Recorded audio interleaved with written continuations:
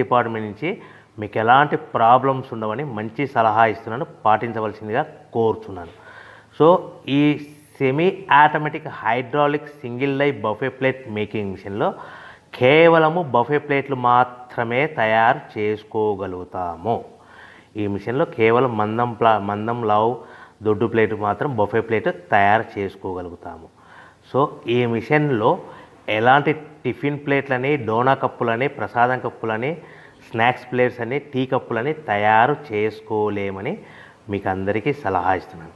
So ఈ buffet ప్లేట్లు ఏ విధంగా తయారు చేసుకోవచ్చు అంటే కనుక మనకు రా మెటీరియల్ షీట్ ఇలా ఉంటుంది. ఈ షీట్ని డై మధ్యలో పెట్టి గేర్ వెనక్కి లాగితే కనుక 1, 2, 3 సెకండ్లు లాగిన తర్వాత అదే గేర్ను ముందుకు నెట్టడం వలన డై కిందికి వస్తుంది. ఈ విధంగా తయారైన ప్లేటు చేసుకోవచ్చు. సో ఈ బఫే ప్లేట్లు మనం ఎన్ని తయారు చేసుకోవచ్చు అంటే కనుక నిమిషానికి 5 నుంచి 10 ప్లేట్లు తయారు చేసుకోవచ్చు. అది కూడా ఆపరేటింగ్ చేసే ఆపరేటర్ మీద ఆధారపడి ఉంటుంది. సో మనము ఈ బఫే ప్లేట్లు నిమిషానికి 5 నుంచి 10 ప్లేట్లు. మిషన్ కొన్న స్టార్టింగ్ కొత్తలో మనకి ఎలాంటి అనుభవం ఎక్స్పీరియన్స్ ఉండదు కాబట్టి 5 నుంచి 10 ప్లేట్లు. అదేవిధంగా ఒక 1 మంత్ లోపల బాగా ఎక్స్పీరియన్స్ వస్తే 10 నుంచి 15 ప్లేట్లు, 10 నుంచి 15 ప్లేట్లు, 10 to 15 ప్లేట్స్ తయారు చేసుకోవచ్చు. సో మనకు ఈ మిషన్లో రౌండ్ బఫే ప్లేట్ తయారు చేసుకోవచ్చని మీకు అందరికీ సలహా ఇస్తున్నాను.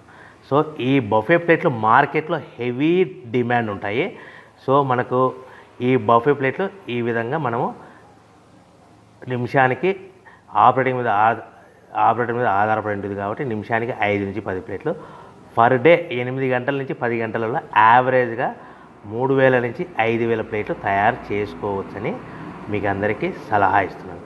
ఈ బఫే ప్లేట్లు అనేటివి మార్కెట్లో మోస్ట్ డిమాండ్ ఉంటాయి కనుక సో ఈ బఫే ప్లేట్లు మనం ఈ మిషన్కు మనకు ఎన్ని ప్లేట్లు తయారు చేసుకుని చెప్పాం కదా. సో రా మెటీరియల్ ఎంత కాస్ట్ పడుతుంది, సో మనం తెచ్చుకోవాలనుకుంటే రా మెటీరియల్కి ఎంత ట్రాన్స్పోర్ట్ పడుతుంది, తెచ్చుకున్న రా మెటీరియల్ను మన ప్లేట్గా తయారు చేయడానికి పవర్ బిల్ ఎంత పడుతుంది అనేది మీకు క్లియర్గా ఎక్స్ప్లెయిన్ చేస్తాను.